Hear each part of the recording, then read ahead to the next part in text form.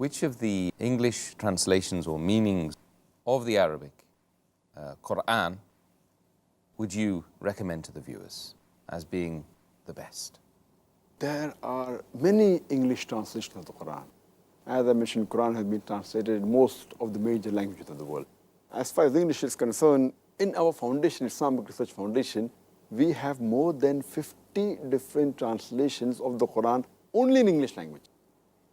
The best overall, amongst all the English translations, there are a few. One of them is the Sahih International. This is the copy.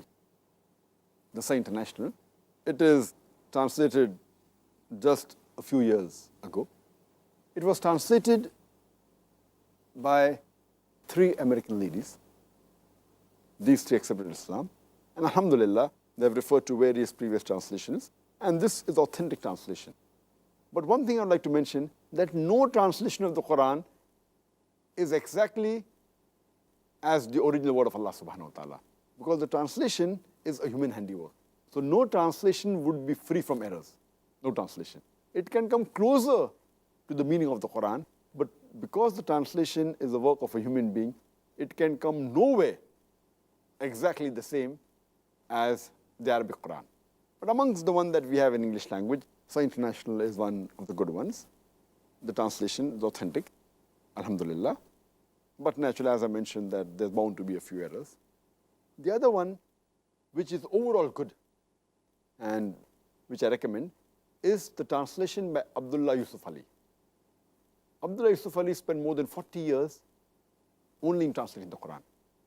And overall, I say that if you want to give to a non-Muslim, the translation overall is good. It has commentary, it has got footnotes. And the English is a bit archaic, the old English, thee, thou, ye, which most of the people don't like, but actually it's closer to Arabic. Because Arabic is a language in which you have 2 genders, male and female, and numbers you have 3, singular, dual, and plural. So in English language, if I have to say you, whether it's a male or a female, I use you. Whether it's a single person or 2 persons or more than 2, I use the same you.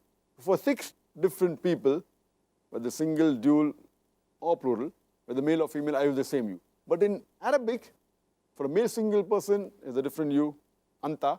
For a female single person, it's anti. Similarly, dual for male, female is separate. Plural, more than 2, male, female is separate. That's 6 different yous. So in this archaic English, instead of you, they have e, thee, thou, which is closer to the Arabic. But it's difficult for those who aren't used to this English. It's difficult. But there are people who have simplified this English of the Yusuf Ali. And they've taken out this ye and thou and made it into you, etc. But overall, this translation is very good. But again, it has some errors, which are cross errors. You should be aware of it. These errors are cross. But barring these errors, which are there, as I mentioned, that this is one of the old translations, and it is one of the most popular translations. There have been tens or maybe hundreds of millions of copies of Abdullah Yusuf Ali, which has been distributed throughout the world. Because it's a popular translation, there are books written against this Quran also, maximum. But alhamdulillah, it is a good handiwork. We have to be careful of the errors. The other good translation is the Noble Quran by Taqiyuddin Hilali and Mohsen Khan. This translation I especially recommend for the Muslims. I don't recommend for the non-Muslims because it has too many brackets. And it's good for the Muslims because in the footnotes, very often they give references from Sahih Bukhari, Sahih Muslim. So it's helpful for the Muslim to understand the Quran better. But for non-Muslim, because of the brackets and too many explanation, it may not be very much feasible for dawah work, according to me. The other translation which is good is by Abdul Majid Daryabadi. It's in 4 volumes. Its main speciality is it's good for comparative religion. And it gives quotation from the Bible and the other scriptures besides the Islamic scriptures. Another English translation which is good is by Muhammad Asad.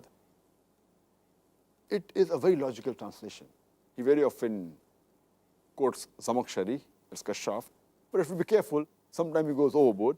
He tries to prove everything logically, even the miracles, etc., so have to be careful. Otherwise, its argument is very sound. We have to be careful. As I said, no translation is free from error.